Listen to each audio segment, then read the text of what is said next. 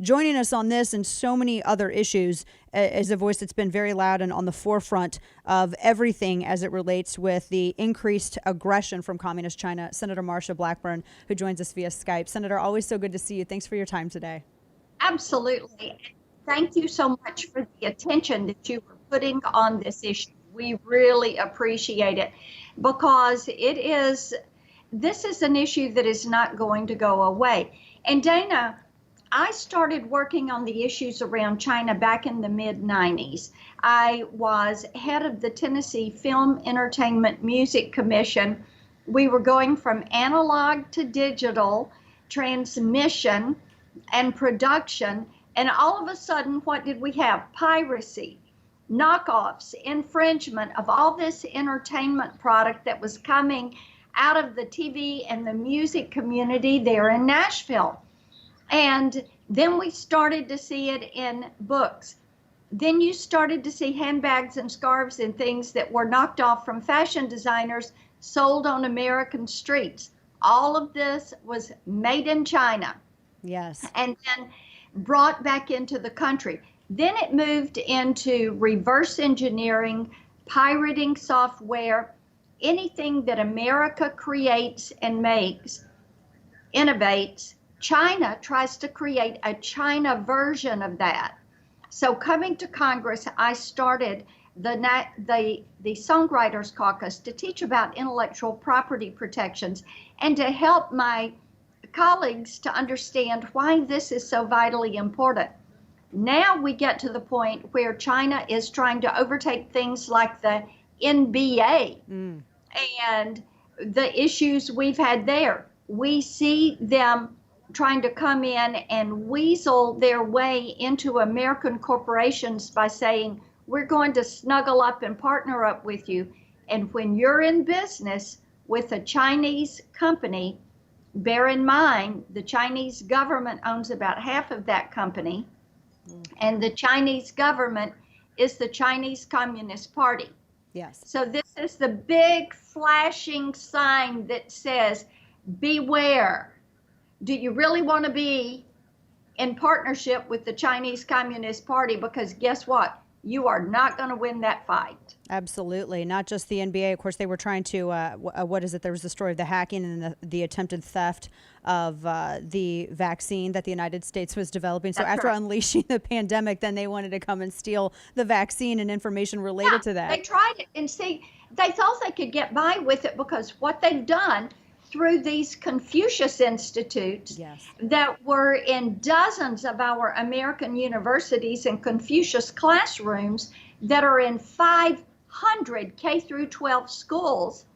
They've been passing out the cash using these things to bring their professors who are really spies into the US, into our institutions of higher learning, into research labs. They've been stealing our intellectual property, transporting it back to China, and they're doing it as a visiting professor who is here with the Confucius Institute and who is partnered with this institution, this university. So they thought they could get by with it. Thank goodness we have good people at our intel agencies, and Secretary Pompeo, who is there at the Department of State, President Trump, who has said, I'm going to be tough on China.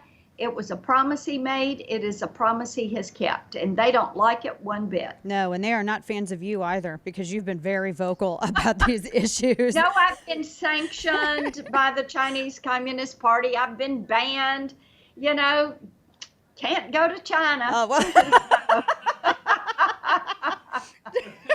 She seems so heartbroken. Senator Blackburn seems so heartbroken over this. I wanted to have you also clarify to everybody out there, because in our discussions with folks, one of the things that I hear raised as a defense, and not even by people with the intention of defending the Communist Party, but this idea that you can be an independent business based in China, which is non-existent. Talk to us about that, because you're wrapped up, that the business, for it to even be allowed to exist, has to be wrapped up with the Communist Party. That is correct. As I just said, in China, the MOFCOM is their version of the Department of Commerce. And MOFCOM basically determines who is going to be in business, how they're going to be in business, and who globally they're going to partner with. Now, there are some sectors of the economy where China has slowly sucked us in. Look at pharmaceuticals. If you want vaccines, most of them are made in China. If you want antibiotics, now China has been so successful in cornering that market that most of it is made in China. And this is why I've been trying to bring that pharmaceutical manufacturing back to the United States. And Dana, actually, the legislation I filed to do that, I filed pre-COVID. Wow. And before we got into all of this with COVID, now it's really important that we pass that and bring it back. But here's the thing. As we have had COVID happen, what people have done is to look at areas where we have been dependent on China. What we found out the end of February, we needed to have a vaccine. Starting the work on the vaccine, there was an active pharmaceutical ingredient that we needed. And the only place on the face of the earth you could get it was China. And China said, well, we may not let you have that. So people started saying, hey, wait a minute. These critical supply lines, whether it's in pharmaceuticals or semiconductor chips or rare earth minerals or some of our military components or iron ore or telecommunications, maybe we need to bring this back. And absolutely we do. That's what I've been talking about now for several years. And it is why we need to make America manufacture again. I told President Trump one day, I said, let's put all these bills together and let's call it the MAMA agenda. Make America manufacture again. I like that. Because that's exactly what we need to do. Yes, absolutely. And because I've talked to so many people who say, you know what, even if it's made, even if it's more expensive, if it's made in the United States, there's not an exception. Hundreds of people that I've talked to, and then not even the thousands on social media who get in and say, I'll pay more if it's made in the United States because I look at that as an investment against, my dollars going to the Communist Party of China, which ultimately that's how you have to view it. What progress has been made on this? Because I know we're not the only country that's thinking of this. Japan, very reserved Japan, their prime minister blasted the Communist Party of China and then began trying to incentivize removing all manufacturing, Japanese manufacturing from China to relocate it back to Japan. What is some of the progress that we've seen thus far here in the United States? Well, Japan has been a great partner with us on this. And the successful trade agreement that Ambassador Haggerty, before he left Japan, had negotiated a very successful agreement. And Japan has totally been our ally. I think that that's one of the reasons you saw Boris Johnson in Great Britain stand up to Huawei. Yes. You have when you look at what we have done domestically, and what you're saying, Dana, is exactly right. We have the opportunity to role model to other countries how to do this. And for us, saying we are not going to allow Huawei into any of our 5G systems, for us to say we are not going to allow our U.S. military to use TikTok, we are not going to allow our allies to run over Huawei systems. They cannot have TikTok on their devices. And just beginning to say, we know this is a problem.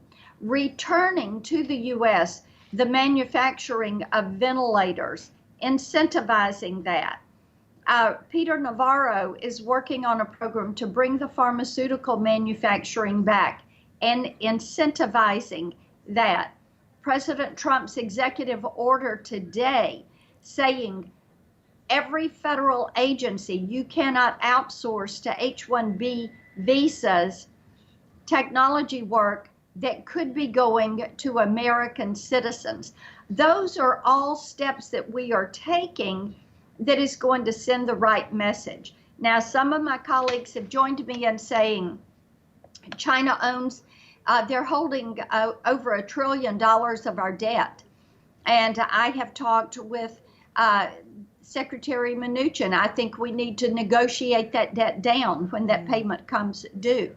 We need to require these colleges and universities that are taking federal dollars to disband these Confucius Institutes, get these professors who are actually spies out of the country and out of our research labs. We need to be strong in standing against the United Nations with trying to put China on the Human Rights Council. Yes. Look what they do to the Uyghurs. Look what they're doing right now to the Hong Kong freedom fighters. Yes. China has no place having a seat on the Human Rights Council at the UN. I have legislation that would ban birthright tourism. This is something that needs to happen. Yes. Because what are the two countries that are most prolific in their use of birthright tourism? China and Russia. And it is thousands of babies a year that are born to mothers who come into the country, they have the child, and then they exit the country after they have all the paperwork for the child. So this is something that we need to be smart about. We need to be mindful. We need to approach it not as a political or a partisan debate. We need to approach this as we are Americans. We are going to protect our nation's Constitution, our nation's sovereignty, and we are going to make these hard choices because future generations depend on us having respect for the Constitution and our nation's sovereignty. Amen to that. And we are so grateful, Senator Blackburn, that you're out there on the forefront of this, just leading the charge and calling attention to where it is needed. So appreciate these updates as well, and with all your work on this. Unfortunately, our time is short right now, but Senator Blackburn, I know we'll be speaking with you again, and you'll be relaying to us developments as this continues. A lot of good things to be happy about with that. Senator Marsha Blackburn, the beautiful state of Tennessee. Always such a pleasure. Thank you.